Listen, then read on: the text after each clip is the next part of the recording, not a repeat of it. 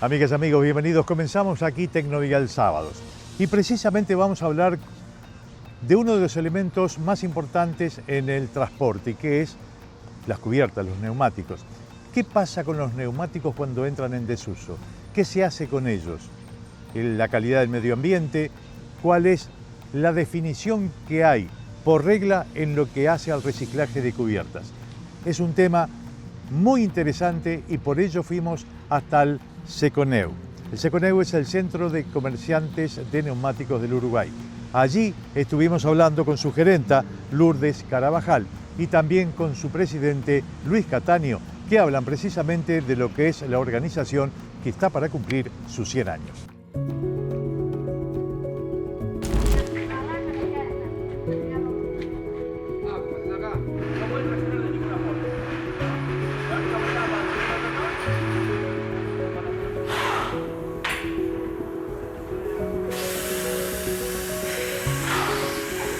Seconeu es una gremial empresarial que el 13 de mayo del año 2026, ahora en unos días, en 50 días, cumple 100 años en Uruguay. El cometido de Seconeu siempre ha sido acompañar a las pequeñas empresas en el rubro de gomería, alineación de balanceos, servicentros, en mejorar sus prácticas empresariales. Buscamos mejorar sobre todo la calidad del trabajo de las personas que ya trabajan en la empresa para que presten mejores servicios y formar nuevos trabajadores para que cuando entran a la empresa ya ese tránsito esté hecho y bueno, llegue gente con la capacidad que hoy la empresa necesita.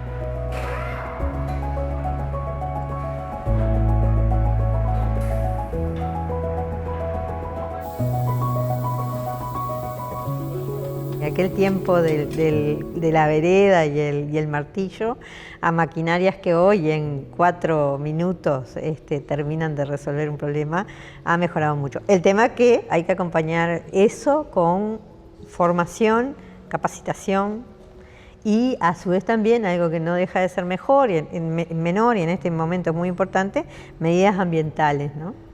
Porque eso es básico.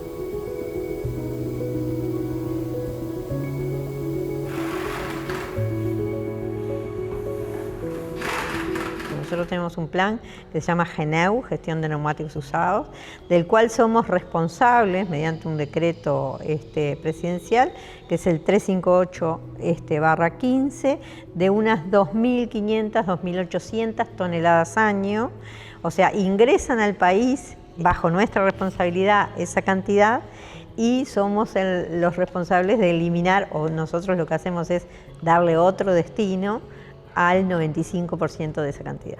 Todos los importadores que ingresan neumáticos al país tienen que estar adheridos a un plan, un plan activo, y después ese plan tiene la vuelta circular de levantar los neumáticos, darle una segunda vida útil, el proceso ambiental que lleva, y la gomería, como quien dice, que es el acreedor de ese neumático cuando sale, tiene también la obligación de darle los neumáticos a un levante responsable que estén en un plan de ellos.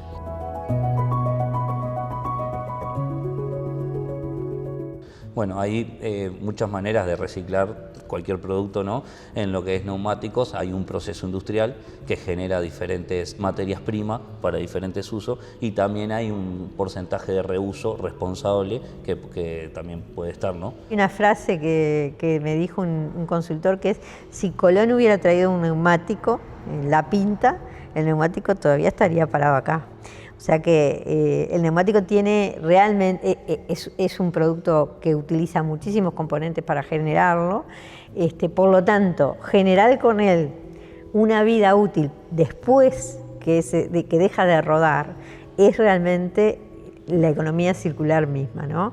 Porque eso es: genero un grano, un polvo, una baldosa, alguien lo utiliza, genero otra cadena de valor, genero puestos de trabajo, genero una reutilización de algo que si no estaría en una cantera tirado y hecho chatarra y a su vez contaminando el piso, pero también contaminando y generando espacios como estos para habitabilidad de plagas. atrás nuestro tenemos una de las cosas más viejas que han aparecido en el centro, que son artesanías, que es algo menor en cantidad, pero para nosotros nos llena mucho cuando una persona quiere hacer algo con esto. Pero después, de manera industrial, está el polvo de caucho, está el metal, están los químicos para el asfalto, y que a poco tratamos que en nuestro país se pueda ir incrementando eso para las grandes vías públicas, ¿no?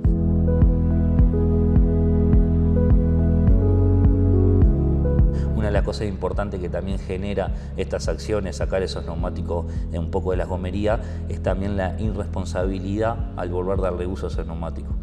Y parece que no, pero a veces hay muchos accidentes que no se saben los motivos, no hubo un frenado, se dobló y el auto se desvió, lo que sea, y el neumático a veces tiene una segunda vida útil irresponsable. Entonces también nosotros desde el gremio hace muchos años, mismo de la directiva adentro, queríamos trabajar en eso, en que el neumático, si se sacó es por algo, y si se vuelve a colocar, que sea responsablemente. Entonces ahí se ha notado mucho. Y después al público está muy bueno que el público mismo, cuando va a comprar los neumáticos, nos pregunta ¿qué pasa con la cubierta? ¿Qué están haciendo? He escuchado esto, he escuchado aquello. Y a la gente le interesa hoy en día cada vez más el tema de la contaminación, y a nosotros nos enorgullece en ese momento contarle todo lo que estamos haciendo y mostrando que en las gomerías los neumáticos están bien guardados, responsables, y eso para nosotros es muy importante.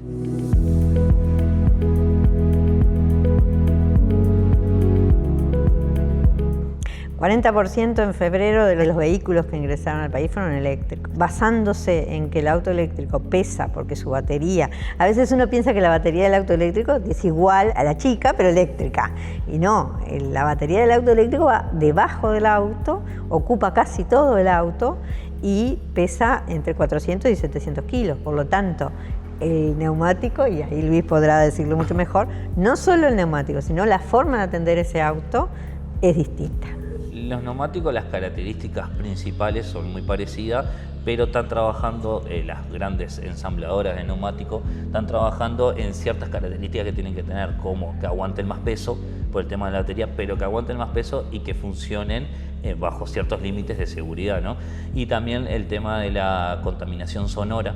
Los neumáticos para coches normales, con el ruido del motor, podían hacer se permitía que hagan un poquito más de ruido, y ahora con los coches eléctricos que no hacen ruido quedó en evidencia la contaminación sonora del neumático. Entonces están trabajando mucho en lo que es cuestión de peso, seguridad en lo que es la fortaleza del neumático y la contaminación sonora. Esas son las características principales.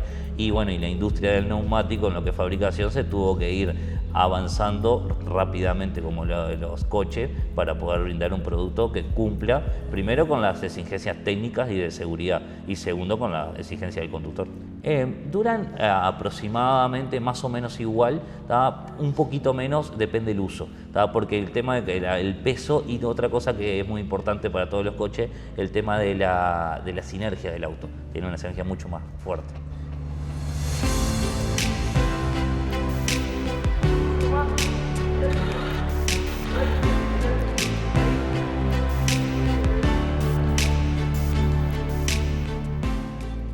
Seconeu es la única gremial empresarial que tiene la certificación de UTU.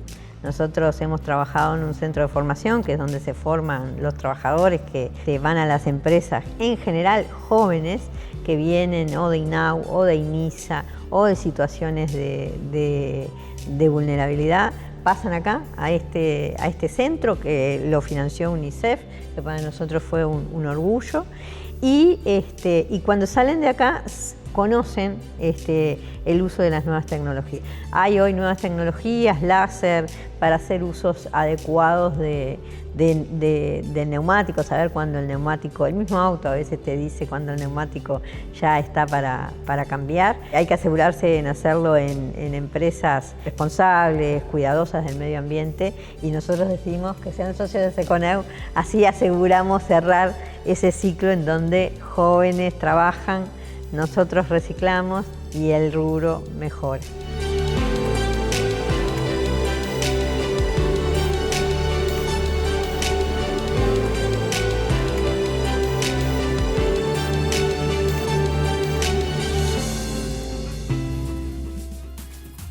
En el día de hoy le presentamos la Manhattan Cross de la marca Willys.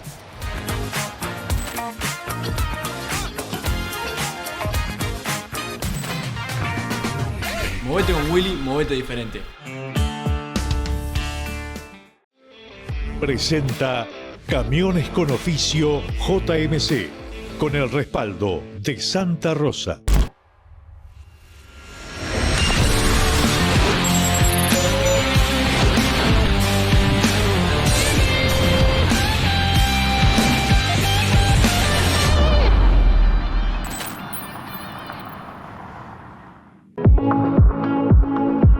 Seguimos con más Tecnovial, porque lo que está pasando hoy en la industria automotriz mundial no es un cambio más, es un verdadero cambio de era. Mientras Europa intenta sostener su liderazgo histórico, China avanza a toda velocidad y redefine las reglas del juego con autos eléctricos más tecnológicos, más accesibles y cada vez más presentes en nuestras calles. ¿Qué pasó en el medio? ¿Cómo se dio este giro en tan pocos años? ¿Y por qué hoy marcas que antes no eran referencia están marcando el camino? En este informe te lo mostramos.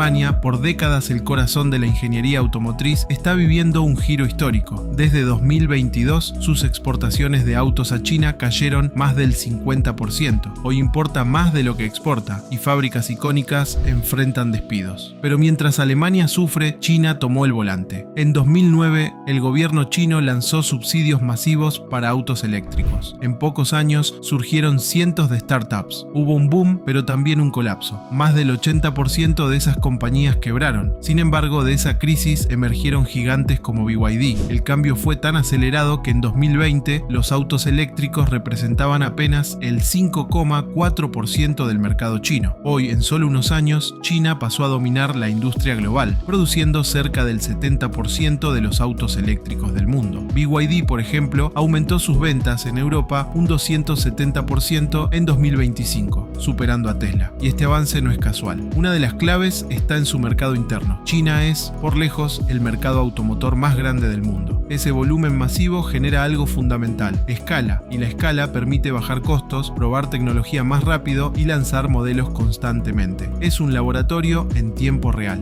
A eso se suma otro diferencial clave, la integración. Las marcas chinas no dependen tanto de proveedores externos, especialmente en baterías, que son el componente más caro de un vehículo eléctrico y pueden representar entre el 30 y el 40% del costo total. Producen sus propias baterías, su propio software y gran parte de sus componentes. En cambio, muchas automotrices europeas todavía dependen de terceros para estos desarrollos, lo que encarece los vehículos y ralentiza la innovación. Pero hay algo más profundo detrás de este fenómeno. El gobierno chino no solo incentivó la industria, también la empujó a competir. Durante años, obligó a las marcas a innovar, a mejorar tecnología y a sobrevivir en un mercado extremadamente competitivo. Esa presión interna eliminó a los más débiles y dejó solo a los más eficientes. El resultado es lo que hoy vemos en la calle, autos que, sin ser de alta gama, incorporan tecnología avanzada, sistemas de asistencia a la conducción, conectividad y niveles de seguridad que antes eran exclusivos de marcas premium. Mientras tanto, en Europa, algunas marcas ya empezaron a frenar o replantear su estrategia eléctrica. Están pausando inversiones, retrasando lanzamientos o revisando sus planes porque no logran competir en precio ni en velocidad frente a los fabricantes chinos. Ahora la nueva carrera son las baterías limpias. China innova mientras Europa acelera para no quedar atrás. Y hay un dato que termina de explicar todo este cambio. Por primera vez, las empresas chinas del sector están invirtiendo más fuera de su país que dentro. Ya no se trata solo de producir más, se trata de conquistar mercados. Durante años decir es un auto chino era sinónimo de duda. Hoy, cada vez más, es sinónimo de tecnología, precio competitivo y una industria que llegó para cambiar las reglas del juego. En este cambio global, Uruguay también observa y se suma a la ola eléctrica que transforma al mundo.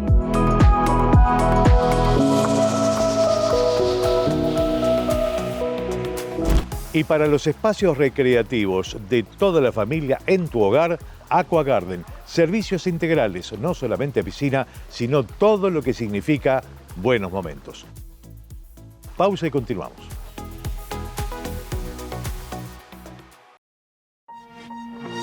Atención, la clínica de la doctora Ana Ruggiero llegó a Maldonado con todo su equipo, en edificio Lafayette, Punta del Este, a 1,5 cuadras del shopping.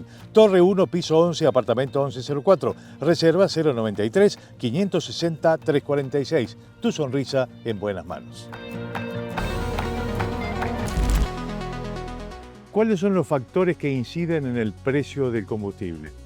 A ver, hoy en día, a nivel internacional, siempre sabemos que los factores que te van definiendo los precios, en el caso nuestro, son el petróleo y el tipo de cambio. Son los dos grandes factores que siempre te mueven la aguja a nivel de lo que es la paramétrica de precios cuando vos corregís los precios, que es la que hablamos todos los meses, que sube o que baja.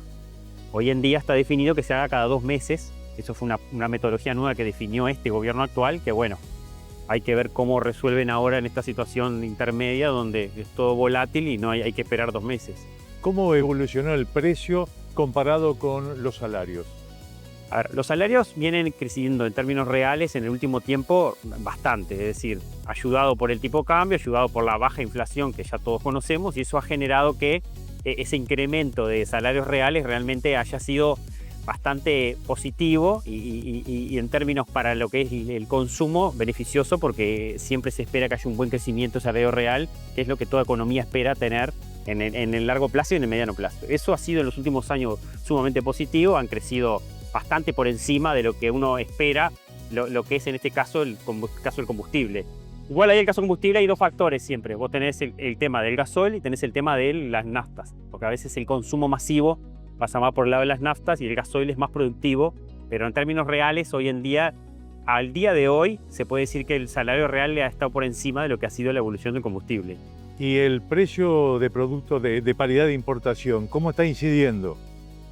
Bueno, ahí es donde nosotros entendemos que estamos teniendo algunos problemas, porque ¿qué pasa? El precio de paridad de importación que te lo define USEA es un precio objetivo que se elabora en base a parámetros internacionales, como si vos tuvieras en Uruguay una empresa o ANCAP mismo que te trajera el gasoil ya pronto refinado o te trajeran las naftas refinadas. Ese es el supuesto del precio de paridad de importación. Entonces, a nosotros ese precio nos sirve porque nos permite ver en forma objetiva a nivel internacional cómo están moviéndose los precios del combustible, que es un insumo clave en la producción. Entonces, eso a vos te permite evaluar si estamos desalineados, si estamos siguiendo esos costos. Y ahí es donde empieza a hablar la famosa competitividad, es decir, si yo internamente no sigo la tendencia que viene con la PPI, yo empiezo a perder competitividad. Y es lo que decimos siempre, internamente, en el caso del productor rural, por ejemplo, internamente el que absorbe los costos siempre de la cadena va a ser el último eslabón de la cadena, que es el productor que no tiene cómo fijar precio.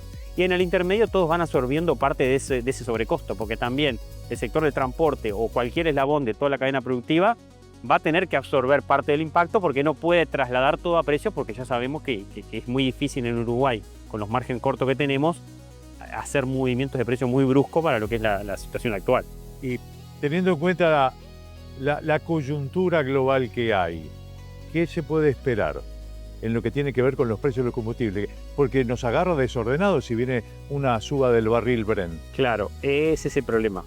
El problema es que si yo no bajo cuando tengo que bajar y cuando el resto del mundo me da la posibilidad de bajar, la posibilidad de trasladar a la economía esa baja, ahora cuando tengo el problema no lo puedo bajar. Entonces ahora te agarra con un precio alto, con una economía volátil del resto del mundo que te está afectando un insumo clave. Estamos hablando que pasó de 60 a 100 en cuestión de un mes el petróleo. Entonces ahora tenés que corregir. Vos ya tenés una estructura montada en base a ese subsidio o a ese sobrecosto, porque evidentemente seguimos hablando de déficits fiscales y evidentemente todo ese sobrecosto que cae en la economía no ha sido suficiente para resolver internamente los problemas del Estado. Entonces, por lo tanto, te agarra con un sobrecosto en la economía y te agarra con un sobrecosto internacional que tenés que resolver, porque no podés funcionar fuera de los costos como es en este caso. Entonces, en realidad, ¿el aprendizaje cuál es? El aprendizaje es, cuando baja tenemos que bajar, porque va a subir. Entonces yo no puedo castigar a la sociedad. Cuando baja no se lo bajo y después cuando sube se lo subo. O sea, evidentemente hay algo que no está funcionando bien. Y además lo que decimos siempre, nosotros hicimos unos números y es, los 3 pesos del gasoil son 80 millones de dólares en un año. Y el sobrecosto de ajuste que se está hoy en día aplicando al gasoil exclusivamente son otros 100 millones de dólares. Entonces, evidentemente, nosotros entendemos que esos no son números para el Estado que le hagan la diferencia en un déficit fiscal, que estamos hablando de un 1,7 del PBI, estamos hablando de cerca de 1.200 millones de déficit fiscal, que necesita todos los años para cubrir el diferencial ingresos-egresos. Entonces, evidentemente, estamos distorsionando sectores de la economía que funcionan, pero no estamos resolviendo el problema que tenemos en las cajas del Estado, que es donde termina siempre en los fondos. ¿A cuánto tendría que estar el litro de combustible hoy, gasoil y nafta? Si hoy en día se hubiera corregido correctamente, en el caso del gasoil, que fue el que le hicimos seguimiento desde el año pasado hasta hoy, tendríamos que estar hablando de 43 pesos La nafta es diferente porque la nafta funciona con otros parámetros, tiene una carga impositiva mucho más alta, evidentemente ahí la distorsión no es tan grande, nosotros no lo evaluamos peso a peso ni tampoco llegamos a un número final, pero vemos que en ese caso el PPI incluso es distinto, ni siquiera aplica el mismo PPI, cada uno tiene su propia estructura y no tenemos un número definido de cuánto puede llegar a ser hoy en día.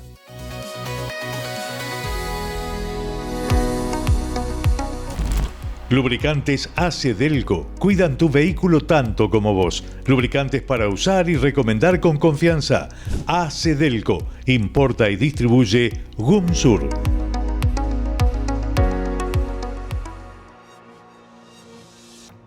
Y hasta aquí, amigos, otra entrega de Tecnovial Sábados. Esperando que haya sido de vuestro agrado, les deseamos una muy buena semana y muchas gracias por acompañarnos.